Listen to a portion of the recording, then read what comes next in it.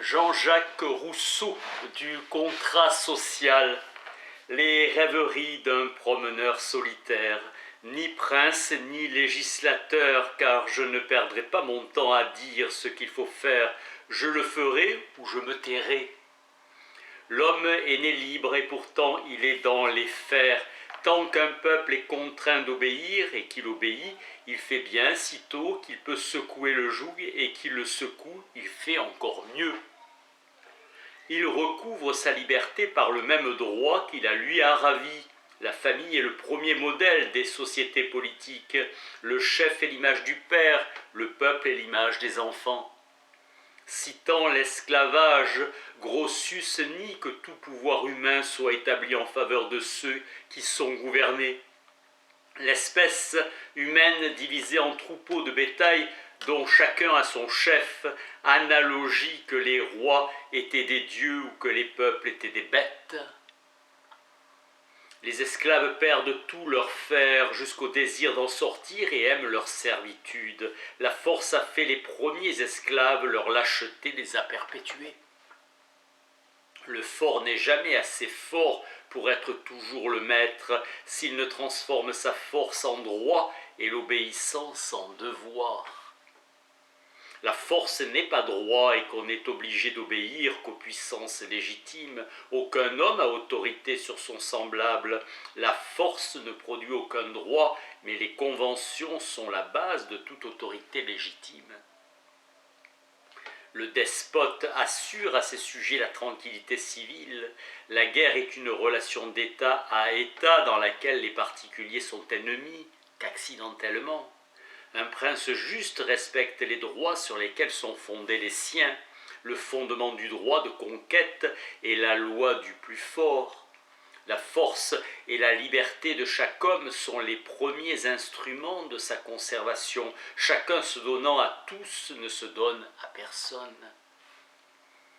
Cet acte d'association produit un corps moral et collectif, engagement réciproque du public avec les particuliers.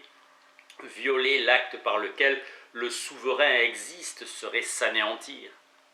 Le souverain, n'étant formé que des particuliers qui le composent, n'a ni ne peut avoir d'intérêt contraire au leur. Quiconque refusera d'obéir à la volonté générale y sera contraint par tout le corps. Tout homme a naturellement droit à tout ce qui lui est nécessaire. Le droit du premier occupant, quoique plus réel que celui du plus fort, ne devient un vrai droit qu'après l'établissement de celui de propriété. Le pacte fondamental substitue une égalité morale et légitime à ce que la nature avait pu mettre d'inégalité physique entre les hommes. Dans le fait, les lois sont toujours utiles à ceux qui possèdent et nuisibles à ceux qui n'ont rien. La souveraineté est inaliénable, exercice de la volonté générale. À l'instant qu'il y a un maître, il n'y a plus de souverain et dès lors le corps politique est détruit. La souveraineté est indivisible. Grotius n'épargne rien pour dépouiller les peuples. Réfugié en France, mécontent de sa patrie et voulant faire sa cour à Louis XIII, à qui son livre est dédié. Les bornes du pouvoir souverain, le pacte social donne au corps politique un pouvoir absolu sur tous les siens et c'est ce même pouvoir qui, dirigé par une volonté générale, porte le nom de souveraineté. Chacun aliène par le pacte social sa puissance, ses biens et sa liberté, convention du corps avec chacun de ses membres, convention légitime car elle a pour base le contrat social. Équitable car commune à tous, utile car pour le bien général, solide et garant la force publique et le pouvoir suprême. Tant que les sujets ne sont soumis qu'à de telles conventions, ils n'obéissent à personne, mais seulement à leur propre volonté. Le traité social a pour fin la conservation des contractants. Tout malfaiteur attaquant le droit social devient par ses forfaits rebelle et traître à la patrie. Par le pacte social, nous avons donné l'existence et la vie au corps politique. Toute justice vient de Dieu, lui seul en est la source, mais si nous savions la recevoir de si haut, nous n'aurions besoin ni de gouvernement ni de loi. La loi réunit l'universalité de la volonté. J'appelle république tout État régi par des lois. Le peuple soumis aux lois en doit être l'auteur. La volonté générale est toujours droite, mais le jugement qui la guide n'est pas toujours éclairé. Le législateur est à tous égards un homme extraordinaire dans l'État. Platon refusa de donner des lois aux Arcadiens et aux Cyréniens, sachant que ces deux peuples étaient riches et ne pouvaient souffrir l'égalité. L'État doit se donner une certaine base pour avoir de la solidité, pour résister aux secousses qu'il ne manquera pas d'éprouver. Le plus grand bien de tous, qui doit être la fin de tout système de législation, la liberté et l'égalité. La liberté ne pouvant subsister sans égalité. Les lois politiques constituent la forme du gouvernement. Le gouvernement est un corps intermédiaire établi entre les sujets et le souverain, chargé de l'exécution des lois et du maintien de la liberté, tant civile que politique. Le gouvernement ou suprême administration est l'exercice légitime de la puissance exécutive et le prince en magistrat, l'homme ou le corps chargé de cette administration. Le gouvernement reçoit du souverain les ordres qu'il donne au peuple. Le gouvernement est en petit ce que le corps politique qui le renferme est en grand.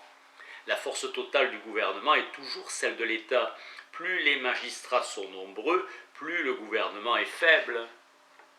Le rapport des magistrats au gouvernement doit être inverse du rapport des sujets au souverain. Plus l'État s'agrandit, plus le gouvernement doit se resserrer, le nombre des chefs diminuant en raison de l'augmentation du peuple. Le gouvernement démocratique convient aux petits États, l'aristocratique aux médiocres et le monarchique aux grands. Le citoyen doit s'armer de force et de constance. S'il y avait un peuple de Dieu, il se gouvernerait démocratiquement. Un gouvernement si parfait ne convient pas à des hommes. C'est l'ordre le meilleur et le plus naturel que les plus sages gouvernent la multitude, les gouvernants pour son profit et non pour le leur. Les rois veulent être absolus et de loin on leur crie que le meilleur moyen de l'être est de se faire aimer de leur peuple. La puissance qui vient de l'amour des peuples est sans doute la plus grande, mais elle est précaire. Les meilleurs rois veulent pouvoir être méchants, il leur plaît sans cesser d'être les maîtres. Dieu donne des mauvais rois dans sa colère et il leur fait supporter comme des châtiments du ciel. Et il les faut supporter comme des châtiments du ciel. Le gouvernement simple est le meilleur en soi. Différence des peuples avec la nourriture. Un Espagnol vivra 8 jours du dîner d'un Allemand. En Angleterre, la table est chargée de viande, en Italie de sucre et de fleurs. Beaucoup de légumes en Italie. Les hommes consomment moins dans les pays chauds. Les signes d'un bon gouvernement. Les sujets vantent la tranquillité publique et les citoyens la liberté des particuliers.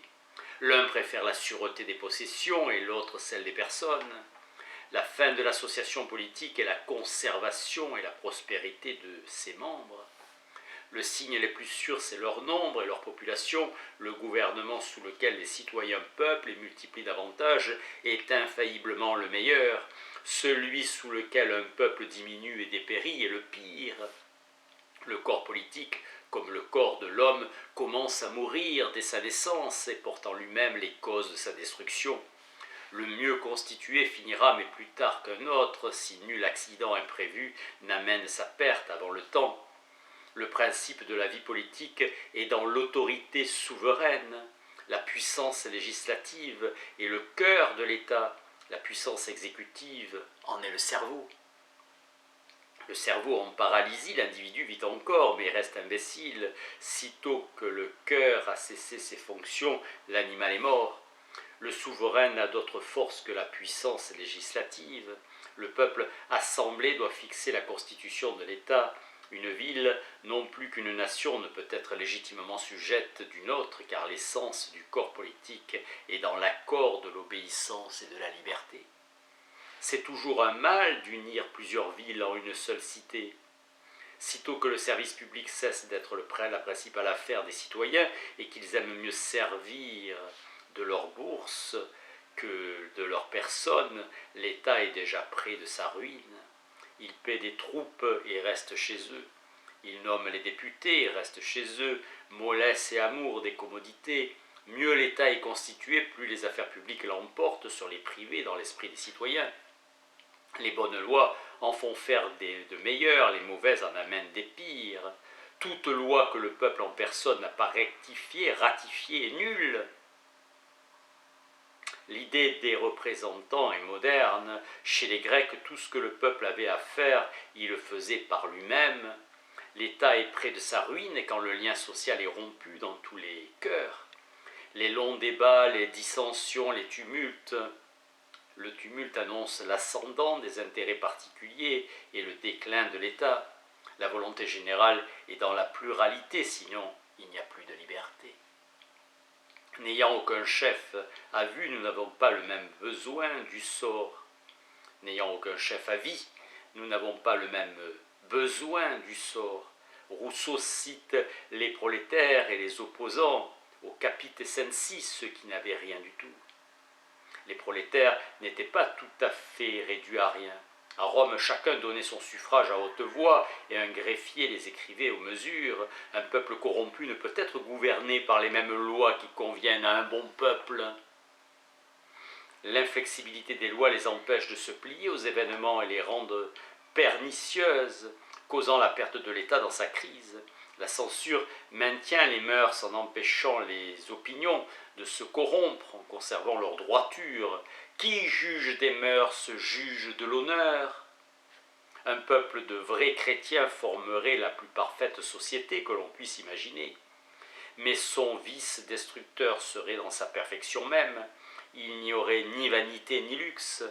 Un seul ambitieux, un seul hypocrite aura bon marché de ses pieux compatriotes. La ruse l'emporterait, résignation d'aller au paradis. Le christianisme ne prêche que servitude et dépendance.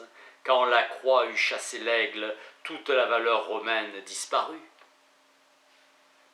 Donc il faut bannir de l'État quiconque ne croit pas au sentiment de solidarité. Les dogmes positifs d'existence de la divinité puissante, intelligente, bienfaisante, prévoyante et pourvoyante, bonheur des justes, chantonnant châtiment des méchants, sainteté du contrat social et des lois. Le dogme négatif est l'intolérance, la raison sur laquelle on dit que Henri IV embrassa la religion romaine, la devrait faire quitter à tout honnête homme. Péréfixe raconte que le roi, par prudence, suivit le plus assuré des docteurs de l'Église, voyant qu'un ministre tombait d'accord qu'on se pouvait sauver dans la religion catholique. Le ministre répondant qu'il n'en doutait pas. Merci.